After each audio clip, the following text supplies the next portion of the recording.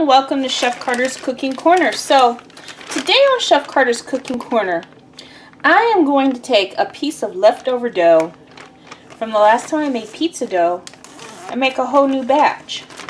So this is much like you would make sour dough. So check it out. So it's just a handful, see? Isn't that cool? Just one little handful. You can save a little more if you want. And so this is the night before I want to use it. So I'm going to add some warm water there. And I'm going to save my bag for later. You could actually even do it in the bag. I just prefer doing it in the bowl. Alright, so we're going to let that sit out and chill. I'll be right back. Alright. So, oh, you can't see now. There we go. So, yeah, so he's chilling in there, and he has actually, you know, I took it out of the freezer and let it thaw. Or you can keep it in the refrigerator if you're not going to keep it that long, like if you're going to use it within 2 to 3 days. But you can keep it in the freezer and let it thaw and then use it. Alright. So, after that, I'm going to add just a sprinkle of sugar, not a lot. Alright, and so it's about 1 cup of warm water, and you want the water to feel like 100 degrees, which that's about the temperature of bath water. If it's too hot to put your finger in, then it's too hot for the yeast. So you don't want your water to be too hot. Alright, so that's enough to start.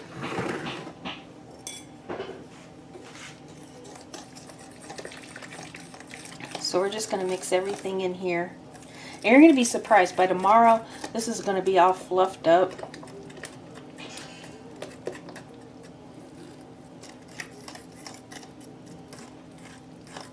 And so the flour is going to be about 2.5 to 3 cups of flour. I don't really measure. I just let the dough let me know when there's enough flour.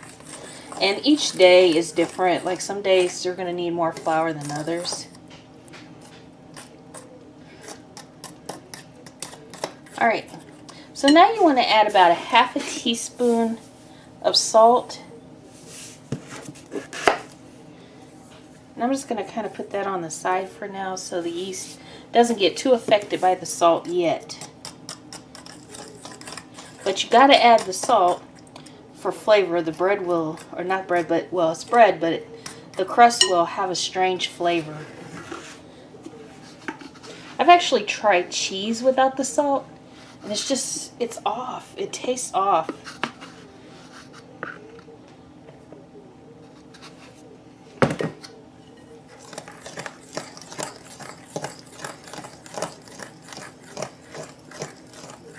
Alright.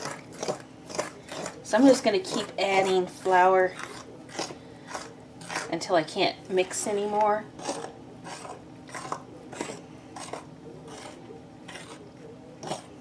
Okay. So I'm going to do a little trick here so it won't be so hard to get out later. I'm going to put some right here. And I just like to knead my flour in, or my dough in the bowl. You know. Oh, and I forgot. I need to add some olive oil. That actually helps to make it more tender. Okay. Alright. So right in the middle here, I'm going to add, that was a little more than a tablespoon, but that's alright. Olive oil is good for you. It also gives more flavor to the dough. And then my culinary tuition is telling me to add just a little more salt.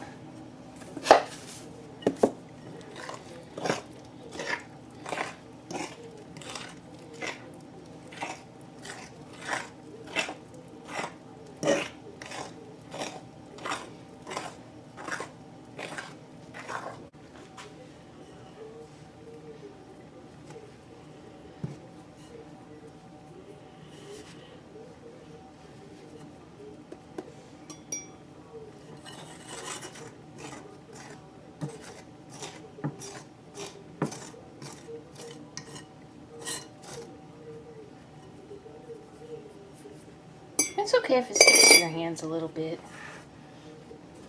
Oh,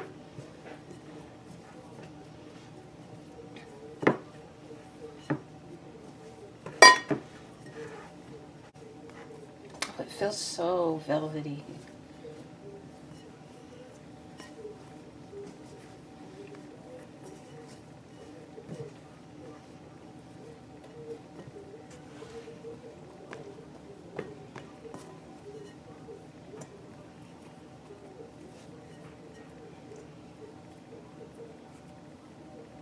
And you can see, like when I showed you earlier how it was sticking to my hands, I don't have as much on my hands now. There we go.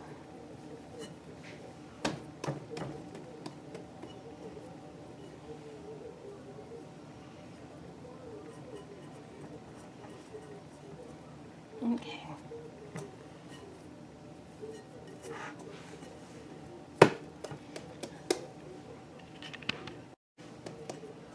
All right. So we want to put a little olive oil on top of there.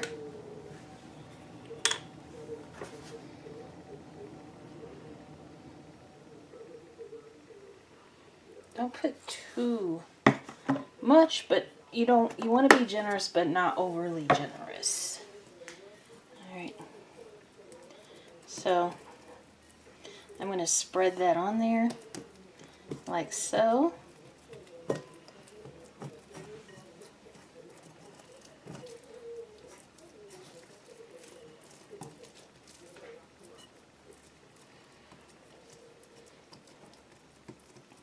Alright, there's some dough that got stuck up here. It's alright, we'll just put everything down here.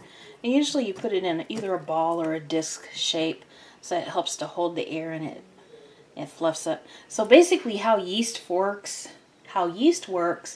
is that it's alive. Yeast is alive. And it breathes and it eats. So it eats on the flour and the sugar. And the sugar also adds flavor, but it more eats on the flour than the sugar. And what ends up happening as it eats the flour, it forms carbon dioxide, which helps the dough to rise. All right, so the yeast is going to be happy. They're going to be living their lives, breathing. And as they're living their lives, building their colonies and breathing, they're going to be making our dough. All right, see you tomorrow. I ain't done yet. Okay, so make sure you put a lid or cover it with plastic wrap. Alright, then let it rest overnight.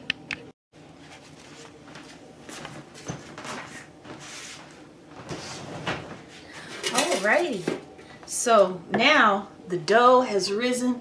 You can see there's actually condensation in the lid. You see that?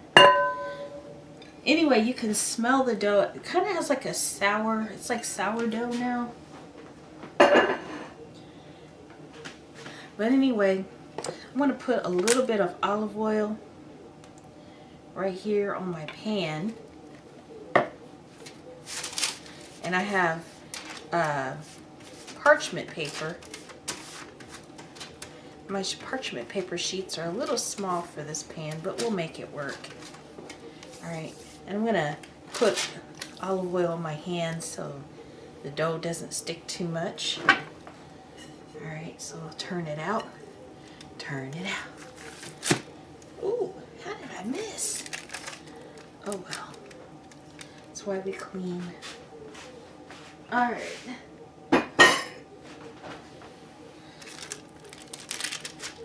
It just flopped out there.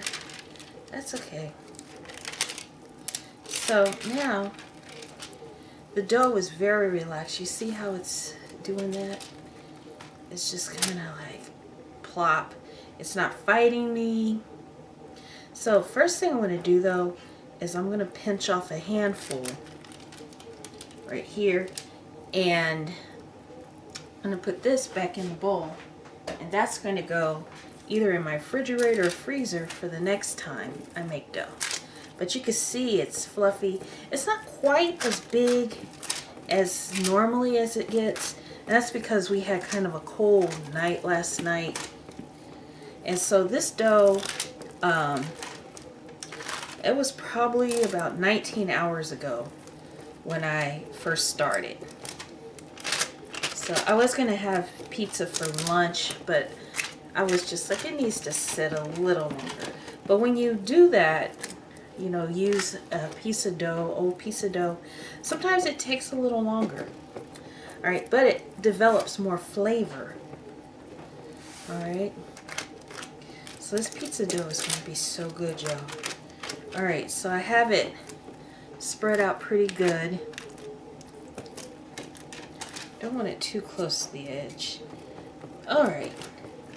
I want to keep it on the parchment paper as much as possible. But see how that just kind of spread out for me? I didn't have to fight it or anything. And there we go. All right, I'll be right back with my toppings. I have my toppings organized now. And what I'm going to do is first put my tomato sauce on here. About half of this can, which is about, oh, not even quite half. So probably about 2 to 3 ounces of tomato sauce.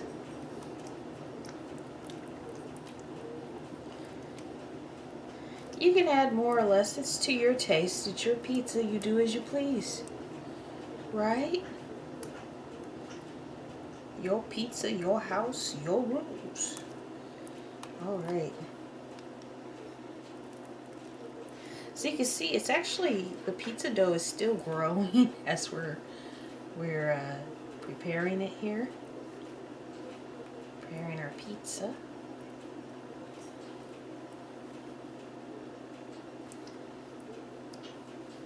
All right. I'm gonna put this on there like that now. I'm gonna get a few herbs and spices. Just a light sprinkling all around. All right. So now we're going to put the cheese. So I like using provolone sometimes. Sometimes I use mozzarella. Sometimes I use the Italian mixed cheese. I think provolone is probably my favorite, you know, but it's what I grew up on.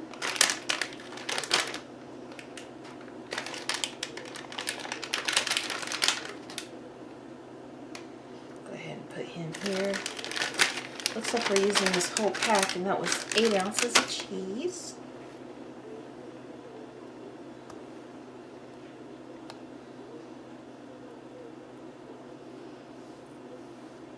Spread that cheese out a little more.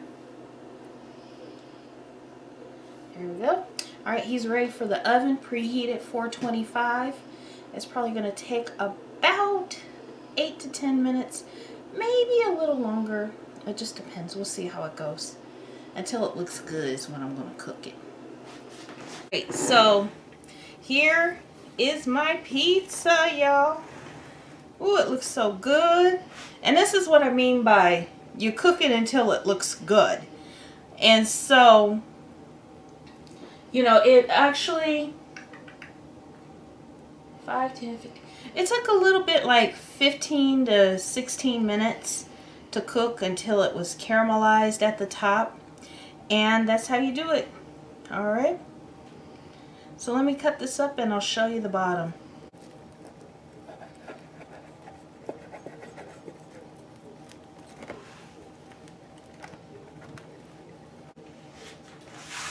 All right, so I'm gonna get this piece right here. Look at the bottom. Looks good. Now the taste test.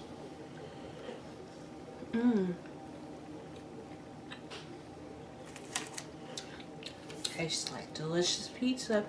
I mean, it actually tastes like it's from a pizzeria. And it does need a little more salt and pepper on it. But other than that, it's good.